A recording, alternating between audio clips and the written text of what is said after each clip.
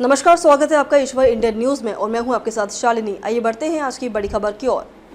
कर्नाटक में फिर से जाति जनगणना कराएगी कांग्रेस सरकार। बेंगलुरु भगदड़ में मचे हंगामे के बीच आया आदेश। कर्नाटक में कांग्रेस सरकार जाति जनगणना फिर से कराएगी। ये फैसला मंगलवार को लिया गया।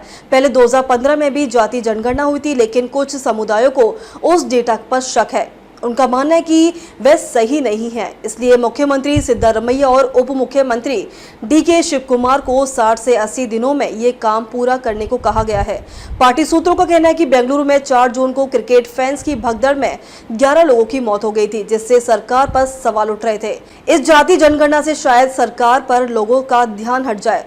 एआईसीसी के महासचिव केसी वेणुगोपाल ने कहा कि पार्टी इस बात से सहमत है कि कुछ समुदायों को जाति के डेटा पर आपत्तियां हैं। ये डेटा 10 साल पुराना और गलत है, इसलिए पार्टी ने यह तय समय में दोबारा जनगणना कराने का सुझाव दिया है। हालांकि वेणुगोपाल ने कहा कि गुरुवार को होने वाली कैबिनेट मीटिंग में इस पर चर्चा होगी।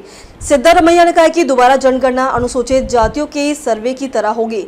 ये 3 महीने में पूरी हो सकती है। कांतराज आयोग की रिपोर्ट से पता चलता है कि सिद्धारमैया समर्थन यानी अल्पसंख्यक, पिछड़े वर्ग और दलित की संख्या बढ़ गई है। वहीं लिंगायत और वोकालिंगा समुदायों की संख्या कम हुई है। कांग्रेस के लोगों का कहना है कि अगर मुख्यमंत्री जाति जनगणना कराने से हिचकिचाते हैं तो भी भगदड़ की घटना से हो रहे नुकसान को कम किया जा सकता है, क्योंकि जाति जनगणना की चर्चा से लोगों का ध्यान बढ़ जाएगा।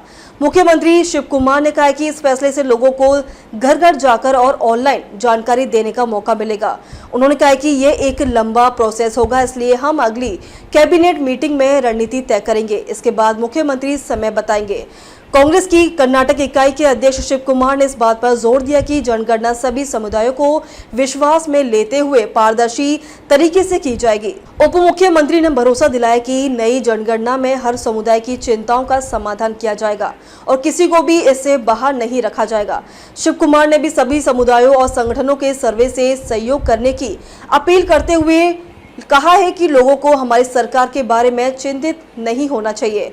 हम सभी को विश्वास में लेंगे और न्याय देंगे। ये हमारी पार्टी की प्रतिबद्धता है। उन्होंने कहा कि सरकार का उद्देश्य समाज के सभी वर्गों की सुरक्षा करना है और आरक्षण संबंधित निर्णय जनगणना के निष्कर्षों पर आधारित होंगे।